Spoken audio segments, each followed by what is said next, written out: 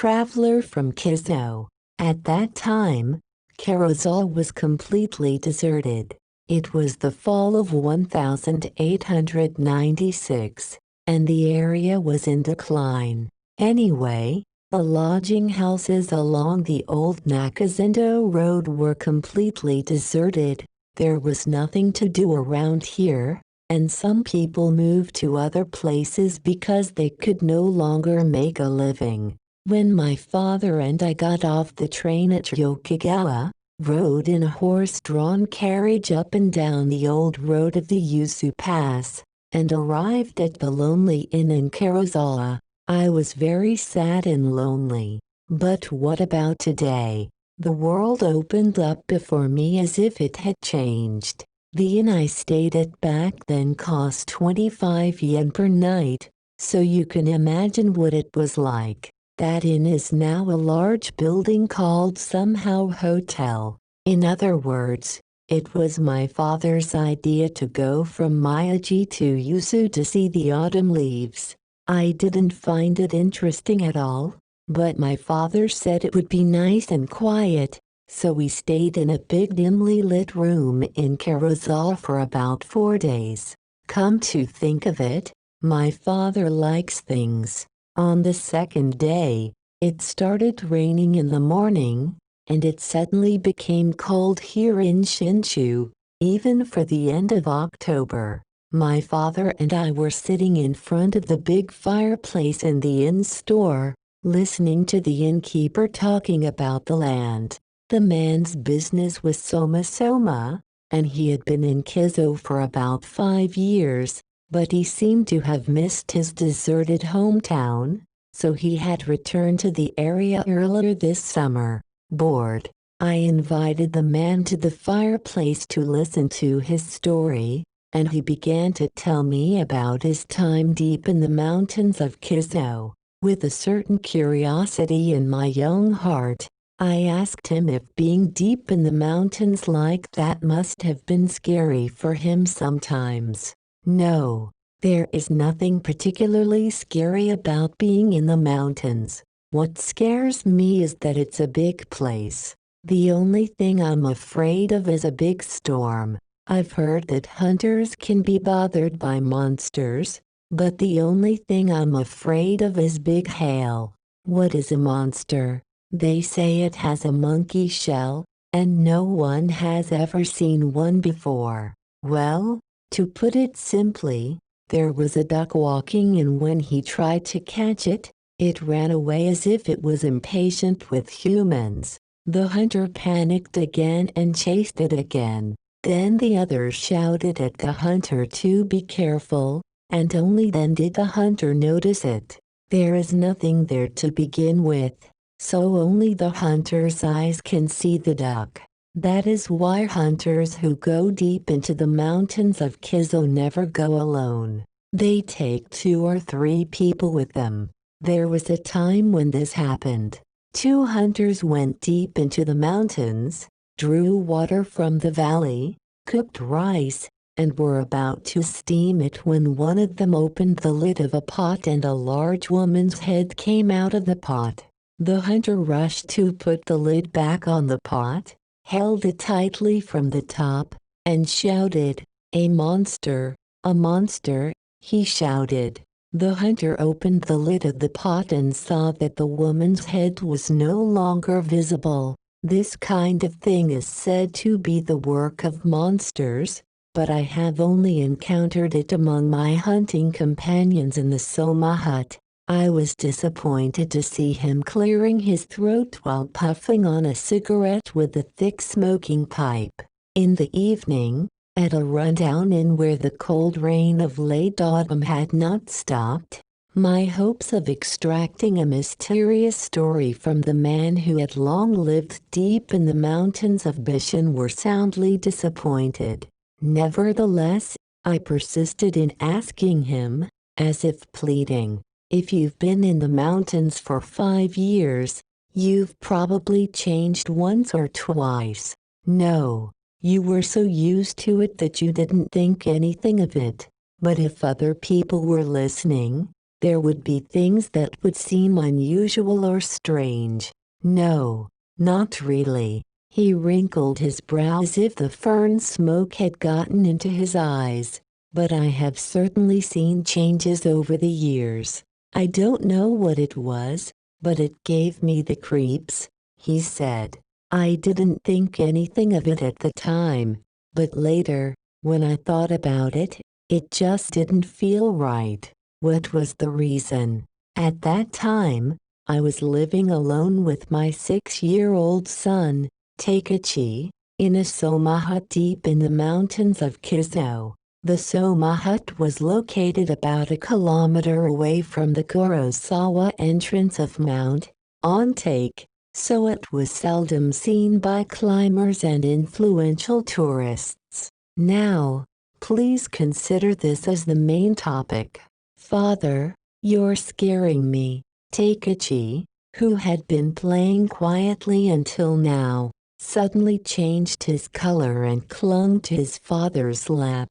Takeichi was accustomed to loneliness since he had lived alone with his father and son in the mountains all his life. He considers monkeys and wild boars as his friends. Even a big storm that blew away the hut or a thunderstorm that shattered the mountain rarely surprised the boy. Only today, his face changed color and he began to shake and tremble. His father patted him on the head and said softly, "What are you afraid of? Your father is here, you'll be fine." "I'm scared. Dead.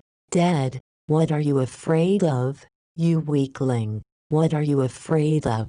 What do you have to be afraid of?" My father's voice became a little raspy. "Hey, I hear some voices." Deep in the forest across from where Takeichi was pointing, hidden in the leaves of the large fir and tsuga trees, I could hear a sad voice singing out. The late September sunset was setting over the distant peaks, and the pale shadow of a crescent moon floated like a silvery white boat in the lake-like blue sky that leaked through the trees. "Idiot," my father scoffed. "What are you afraid of? What are you afraid of? It must be the song of the woodcutter or the hunter coming back to the village after dark." "No, it isn't. I'm afraid. I'm afraid. It's so loud. How can you live in a place like this, such a weakling? If he's such a weakling, how can he be a man?" After being scolded, Takeichi immediately became flustered, but he couldn't seem to stop being scared, so he crawled into a corner of the hut and became small. Jayubai had always been a man who cared about his children, but he was annoyed by his own child's timidity compared to his own sturdiness. Hey, why are you so little? This is our house. This is our home, and we have nothing to fear from anyone who comes here. Grow up and be proud." Takeichi kept quiet and remained as small as ever, which angered his father to no end, but he couldn't find any reason to be angry with his own child, so he clicked his tongue in annoyance. "I don't know what to do with you, you stupid bastard. There's nothing to be afraid of in this world. I don't care if you're a Tengu, a mountain god, a demon, or anything else, just come out. I'll beat them all to death." To cheer up the timid child, and because he could not bear to be bothered unnecessarily, the Tengu took a thick branch out of the fire and ran to the entrance of the hut, swinging it violently, still on fire, with a speed that would have shot any opponent. When he got outside, there was a man standing outside, and as he met him, sparks from the fire that Jubai had set off flew into the man's face. The other man must have been surprised, but Jubai was also surprised. They both stared at each other in silence for a while, and then the other one laughed out loud. I couldn't help but laugh as well. I apologize for my rudeness. No, what's the matter? I greeted. I'm sorry to bother you so suddenly. Sorry to bother you all of a sudden, but I've been working in the mountains all morning and I'm tired. It was this traveler who sang the mysterious song that terrified the boy. He must have gone to the mountains of Ontake and Kiso, where it is said to be cold even in summer, and sought the smoke of a fire to rest his tired feet. He must have sung this song to forget his fatigue. They came here longing for fire. No wonder this is the habit of travelers. Since this hut was the only home in the area, loggers and hunters would sometimes come here to smoke. Sometimes travelers who had lost their way would come here to fetch hot water. This was not unusual, so the kind Shichibai welcomed the travelers with open arms and sat them in front of a smoldering fire made of logs. The traveler was a young man of about 25 years old, with a slightly pale complexion, thinly pointed cheeks, and round, kind eyes. He wore a wide-brimmed light brown hat on his head, striped clothes with a collar, short pants and sandals, and a brown bag over his shoulder like a schoolboy. He looked like a county official who had come to inspect Wonglin, or worse, like a local medicine vendor. In such cases, the master's question to the traveler was traditional. "Where are you from?" "From Fukushima." "From Fukushima. Where do you go from here?" "Over the Ontake to Hidahida." As I was saying these things, the sun seemed to have set. Inside the unlit hut, the fire burned faintly, and between the billowing smoke, the square face of Senbai and the pointed face of the traveler hovered vaguely in the distance. "It's much warmer now, thanks," the traveler said. "Even though it's the end of September, it's still quite cold around here. It gets colder at night. There were people who died of frostbite in Kamagatake in August. You know, it gets cold at night," Jubai replied as he placed a branch on the fire. The traveler nodded and shrugged off the collar of his clothes, as if the mere mention of it had given him a chill. It must have been about half an hour since this man had arrived, during which time the old man remained small and motionless in the corner, like a stone crab being chased by a child. But he couldn't stay hidden forever. The old man was finally spotted by the one he had been afraid of. "Oh, there are children here too, aren't there? It's so dark. I didn't notice you at all. Well then, here's a good one for you." He opened the mouth of the bag around his neck and took out a bamboo package wrapped in newspaper. He opened the mouth of the bag around his neck and took out a bamboo wrapping wrapped in newspaper. Inside was sushi wrapped in seaweed. "I bought a lot of it because I knew I wouldn't make it over the mountain if I was hungry, but I can't eat that much. Look at this. There's another one like this over here." Inside the other bamboo package was a leftover rice ball and some kind of chopped seaweed. "Well, give these to your children. For someone who has lived here all his life, even a nori roll of sushi is rare." Shohei gladly accepted. "Oi, Takechi, your guest has given you such a nice gift. Come quickly and thank me." Normally, Takechi would run out of the room with a smile on his face, but tonight, for some reason, he did not turn around to look at him. He froze and cowered on the spot, as if he had been grabbed by an invisible, terrible hand. Because of what had just happened, and because of his guest, Jubai couldn't help but speak. What are you waiting for?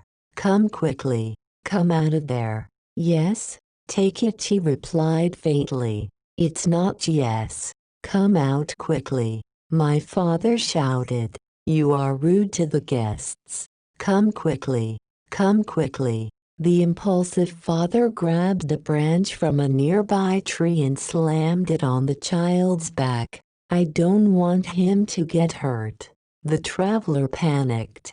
Like a snake coming out of a hole, Takeichi's small body became smaller and smaller, and he crawled up behind his father with a zing. Red ginger and fresh ginger colored the black and blue seaweed, making it look delicious to the child's eyes. The red ginger and fresh ginger were covered with the blue and black seaweed. I thanked him and ate quickly.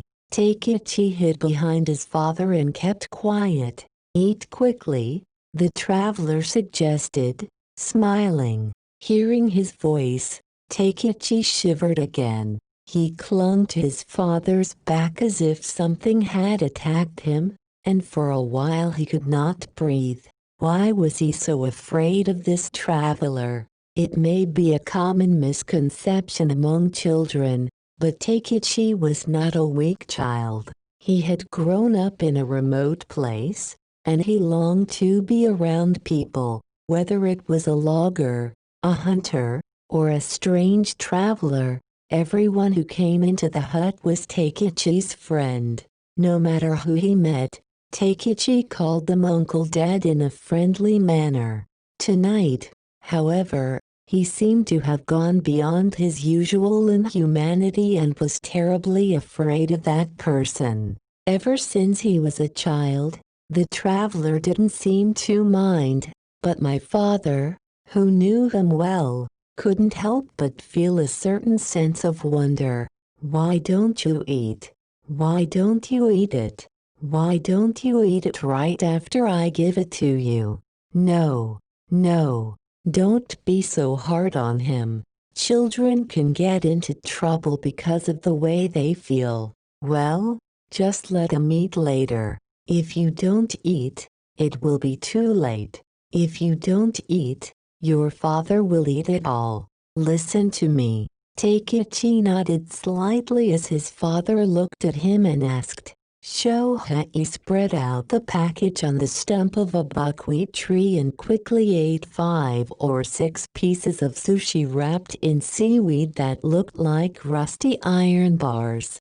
Then he poured hot water from a kettle and offered it to his guests, who drank it themselves. How do you like it? Do you drink alcohol? The traveler laughed and asked again. Do you drink alcohol? Yes, I drink. I love it, but it's not good for the world. Well then, here you go. The traveler opened his bag and took out a large bottle of sake. The traveler opened his bag and showed him a large bottle of sake. What do you think? Do you like it? The traveler opened his bag and showed him a large bottle of sake. Would you like a glass to take the edge off the cold? Sure, I'll have it heated up in no time. Yes, I'm sorry to disturb you. Tsubouchi pushed past the child who was rubbing his back and took a bottle of sake from the shelf beside him. Then he added a branch to the fire and poured the sake from the bottle. Takeichi was left alone by his father, wandering around like a small monkey abandoned in a monkey tug-of-war. When he saw the traveler's face through the smoke, Takeichi immediately shuddered again and plopped down on the floor, never looking up again. Good evening. Jubaden, are you there? Someone called out from outside. It was a hunter about the same age as Shiji, and he was leading a large black dog. Yashichi, is that you? Come in. It was a hunter about the same age as Shiji. Looks like we have a visitor. As Yashichi was about to enter the hut with his gun slung over his shoulder, the black dog suddenly began to growl as if it had seen something. I wonder what it was. This is the familiar house of Shijihi. Ha ha ha. Yashichi scolded him with a laugh, but the dog seemed unsettled. Yashichi laughed and scolded him, but the dog didn't seem to calm down. It stomped its four-clawed feet as if digging in the dirt, its ears raised and eyes blazing, growling wildly. Black, what the hell are you barking at? Shohei was also scolding him inwardly. Yashichi walked over to the fire and greeted the traveler. Outside the hut, the dog was still growling. You've come to the right place. You've come to the right place. Actually, I just got this from a traveler. Oh, you have a treat for me? Well, you're in luck, mister. Thank you. No, it's not much of a thank you, but please drink it to keep the cold at bay. No, I don't have much to thank you for, but please drink to ward off the cold. I'm sorry for the leftovers, but please enjoy them as a snack. The traveler brought me a package of rice balls and chopped seaweed. There were still some nori rolls left. Shohei and Yashichi, who were weak on alcohol, drank and ate nonchalantly. The night in the mountains was still and quiet, with the occasional mountain breeze blowing across the peaks like a great wave lapping at the shore. The sake wasn't the best, but it was the perfect nectar for two people who were used to drinking local sake. It was awkward for them to be the only ones drinking, so they occasionally offered a cup to the travelers, who always smiled and shook their heads. Outside the hut, a dog was barking as if it was waiting for the traveler. What a noisy fellow! Yashichi muttered. He must be hungry. I'll share one of these rice balls with him. He picked up a handful of rice and tossed it lightly, but instead of flying out the door, it landed on the dirt floor of the entrance and stopped. The dog saw the food and poked its head into the doorway, but as soon as it saw the traveler's face, it suddenly started barking madly, bared its sharp fangs and tried to attack him. Both Shohei and Yashichi scolded him and tried to drive him away, but the dog jumped in front of the fire as if desperately possessed. The traveler was still staring at him in silence. I'm so scared now. Takeichi began to cry. The dog barked more and more. The child cried, the dog barked, and the small hut fell into chaos. Even the indifferent Shijibai frowned a little in sympathy for his guest. There's nothing I can do.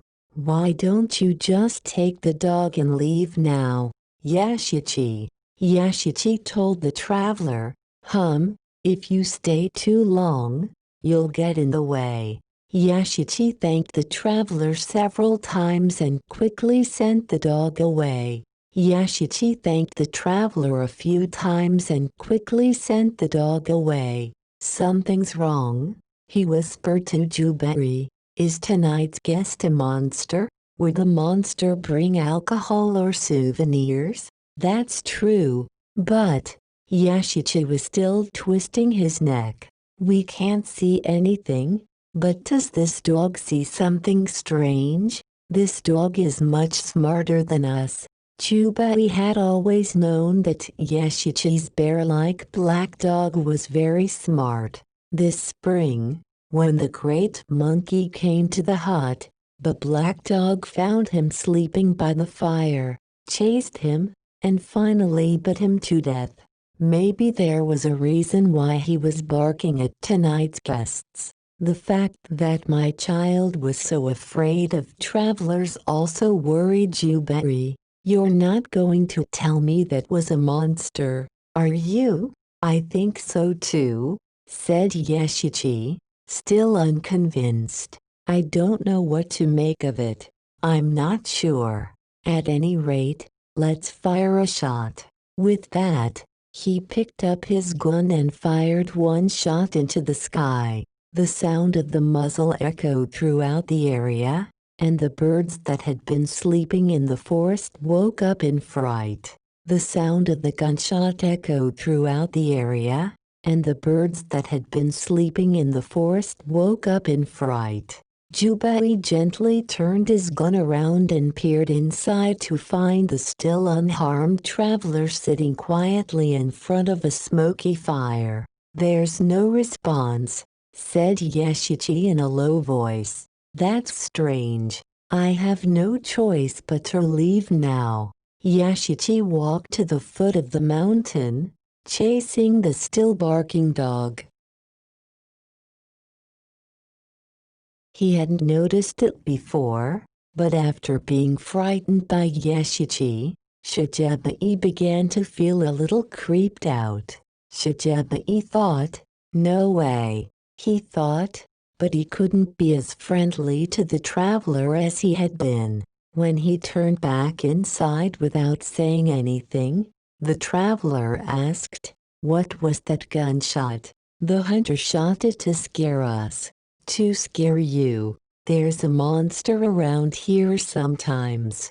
They're animals, but there's no point in trying to make fun of people." "What is a monster? Is it a monkey?" "I'm sure it is. No matter how much of a monster they are no match for humans." As he said this, Chubei kept his eyes on the large machete on the table. He secretly prepared to hit the back of the man's head with the big machete, but the man didn't seem to feel it at all, which made Chubei a little uneasy. His suspicions about the man gradually faded, and he realized that he was probably just a traveler.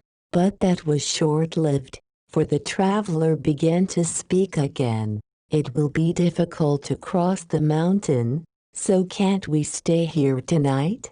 Shobei was at a loss for an answer. An hour ago, he would have readily agreed, but now he was hesitant to answer. He could not leave a traveler in his room who would cast a dark shadow over him until tomorrow. He refused with a pitiful look on his face. The traveler muttered, "No." The traveler's eyes were sharp, as if he hadn't been thinking about anything. His charming eyes suddenly turned into the eyes of a beast. Shohei was horrified, but refused again. "If I let a complete stranger stay here, the police would be worried." "Is that so?" The traveler nodded mockingly. The traveler nodded with a mocking smile, which also creeped me out for some reason. The fire grew weaker and weaker, but Jubei did not want to add any more branches. A mountain wind blowing from the dark mountain top shook the door of the hut, and from somewhere they could hear the cries of monkeys. Takeichi huddled in a corner with a straw on his back for a while. Shohei also felt an indescribable sense of dread and began to suspect the traveler. Trying to work up the courage to get rid of the creepy traveler, he said, "It's too late. Wouldn't it be better to go back to Fukushima or climb all night from Kurosawagachi?" I said to the traveler. "I see," I thought. The traveler laughed again. His pale face, illuminated by the light of the bonfire, did not look like a man of this world, and Chubei could not bear it. He hesitated a few times before reaching for his machete. He hesitated a few times before reaching for the machete. Then the traveler said, "Then let's go back to Fukushima and tomorrow we'll hire a strong wrestler to climb it. That will do. Now you are safe. Goodbye." "No, it is I who should be thanking you." Half in sympathy, half in disgust, I greeted him politely and escorted him to the door. If he was a real traveler, I would pity him, but if he was an imposter trying to trick people, I hated him. With unresolved fears either way, he watched the traveler's shadow disappear into the great darkness. "Father, is that traveler gone already? I wonder where he has gone." Takeichi scrambled to his feet as if he had come back to life. "I'm glad the scary people are gone. Why were you so scared?" Shigebai said to his son. "I'm glad there are no more scary people. It must be a ghost, not a human being."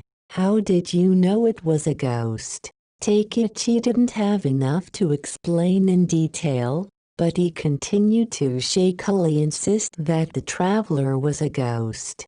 Jubai was still skeptical. "Anyway, let's go to bed." Just as he was about to close the front door, a man wearing a lined kimono and sandals entered again. "Have you seen a man about 25 years old, dressed in Western clothing?" "I saw him." "Which way did he go?" The man pointed in the direction he was told and hurried off. Then, 2 or 3 towns away in the woods, he heard the constant sound of gunfire. Jubai quickly went outside to check, but the sound stopped after a few shots.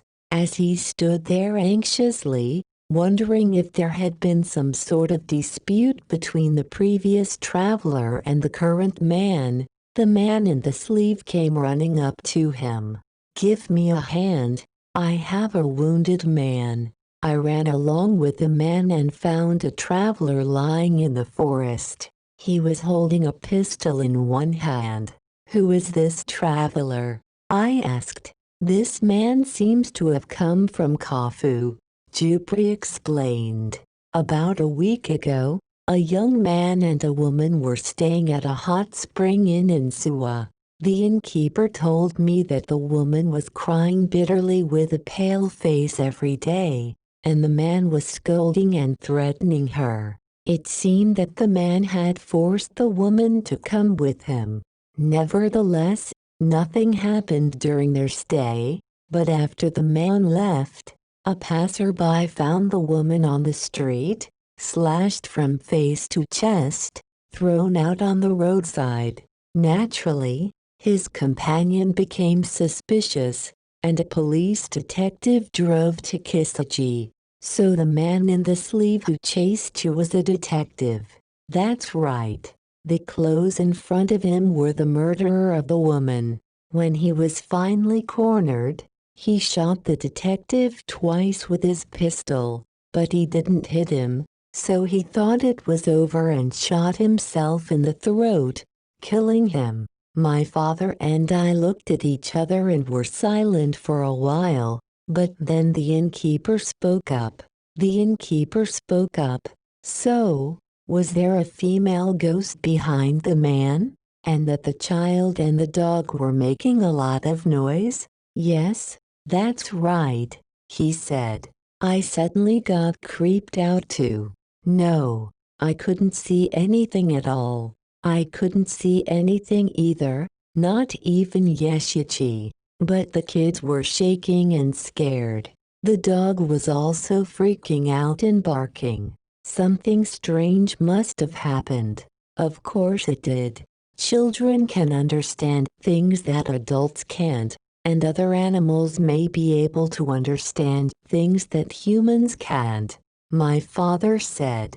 I wondered if that was true, but I wasn't sure if it was the shadow of the heavy sin the traveler was carrying that scared me, or the horrible sight of the murdered woman that scared me. In any case, I felt as if I was being watched, and I gradually moved closer and closer to my father. It was as if a child named Takeichi had attached himself to my father. I still feel sick when I think about that time, Shigebai said again. Outside, the rain continued to fall. The master of the house silently put a piece of twig into the furnace. The scene of that night is still fresh in my mind.